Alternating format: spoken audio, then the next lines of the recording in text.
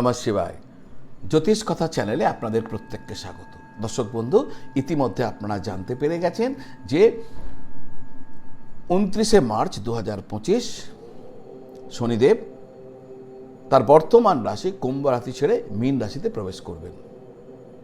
শনিদেব যখন এক রাশি ছেড়ে আরেক রাশিতে যান, সেখানে 2.5 বছর থাকেন। তা 2.5 বছর অনেক বড় দীর্ঘকালীন গোচর।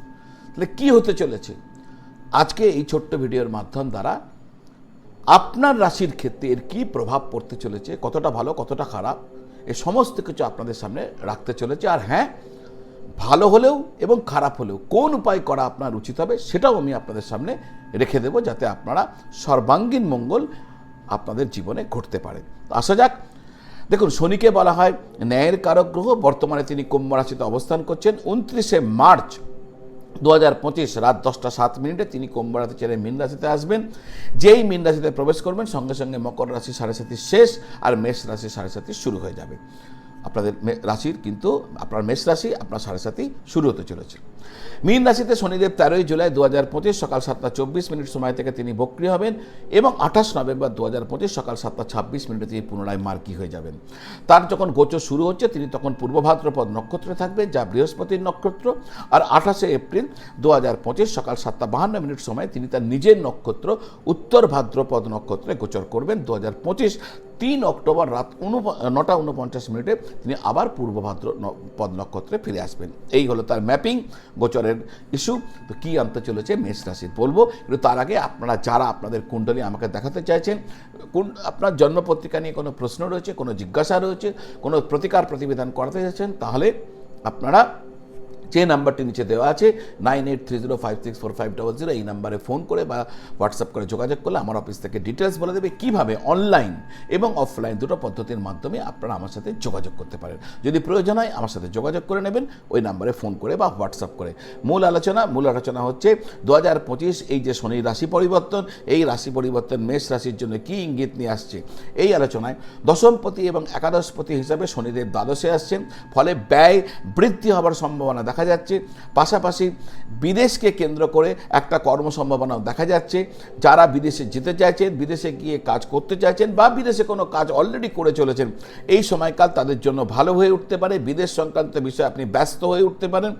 দূর ভ্রমণের সম্ভাবনা দেখা যাচ্ছে। শনিদেবের তৃতীয় দৃষ্টি দ্বিতীয় ঘরে পড়ার কারণে প্রাপ্তির ক্ষেত্রে সমস্যা ঘটতে পারে। সঞ্চয় আপনার নষ্ট হতে পারে, সঞ্চয় করতে প্রবল কষ্ট হতে পারে। বিনিয়োগের ক্ষেত্রে সাবধান থাকতে হবে আপনাকে, এই পরামর্শ আমি অগ্রিম দিয়ে রাখছি। আত্মীয় স্বজনদের সাথে দূরত্ব তৈরি হতে পারে। আপনার কথাবার্তার উপর নিয়ন্ত্রণ রাখবেন, কথাবার্তা কঠোর হয়ে উঠতে পারে। স্বজন বিরোধের সম্ভাবনা দেখা যায়। স্বাস্থ্যক্ষেত্রে আপনাকে বিশেষভাবে সাবধান থাকতে হবে।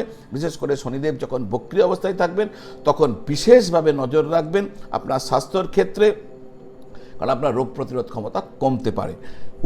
কোন উপায় করবেন নিশ্চয়ই বলবো, কিন্তু তার আগে বলবো আমার বিনম্র নিবেদন, চ্যানেলটি যদি এখনও সাবস্ক্রাইব করেননি আর মনে হয় এই চ্যানেলটি কাজের, এই কন্টেন্ট আপনার ভালো লাগে, তাহলে অনুগ্রহ করে এই চ্যানেলটি সাবস্ক্রাইব করবেন, করে বেল আইকন প্রেস করে দেবেন। এই ধরনের তথ্য নিয়মিতভাবে আপনাদের কাছে পৌঁছতে থাকবে। উপায় কি করবেন দর্শক বন্ধু, আপনাদের জন্য বিশেষ উপায় যেটা আপনার করা উচিত, অবশ্যই 2025, 2026, 2027 তেলাভিষেক করবেন, ছায়াদান করবেন। ছায়াদান তেলাভিষেক কি? আপনাকে 5টা বড় বড় লোহার পাত্র আগে থেকে সংগ্রহ করে নেবেন। শনিবার দিন সন্ধ্যাকালে শনিদেবের মন্দিরে যাবেন, সম্পূর্ণ উপবাস থেকে পরপর 5 শনিবার করতে হবে। পরপর 5 শনিবার হবে, এইরকম করলে দুটো গ্যাপ গেলে তা নয়, পরপর 5টা শনিবার করবেন। উপবাস করে শনিদেবের মন্দিরে যাবেন। আর হ্যাঁ, শনিদেবের মন্দিরে গিয়ে যেমন মালা দেন, ফুল দেন, ফল দেন, সেগুলো দেবেন, দীপদান করবেন, যা যা করার করবেন। করার পর ওইখানে আপনি বসে আপনি ওই যে লোহার পাত্র নিয়েছেন তার মধ্যে তেল ঢালবেন, সরষের তেল ঢেলে ওই পরিপূর্ণ তেলের পাত্রের মধ্যে নিজের মুখের ছবি এবং আঙুলের ছবি দেখবেন, প্রতিবিম্ব দেখবেন, শ্যাডো দেখবেন, দেখে তেল সমেত পাত্রটি ভগবান শনিদেবের চরণে নিবেদন করে দেবেন। ওই ফেরত নেবেন না, ওখানে বসে থাকবেন, পুষ্পাঞ্জলি দেবেন, ব্রতকথা শুনবেন আর প্রসাদ গ্রহণ করে প্রসাদ ওখানে ভক্ষণ করে হাত মুখ পা ধুয়ে বাড়ি চলে আসবেন। বাড়িতে প্রসাদ আনবেন না। এইটুকু করুন, সাধারণ উপায়, অসাধারণ ফল পাবেন। আজ এই পর্যন্ত। আপনারা সকলে ভালো থাকুন, সকলকে ভালো রাখুন। নমঃ শিবায়।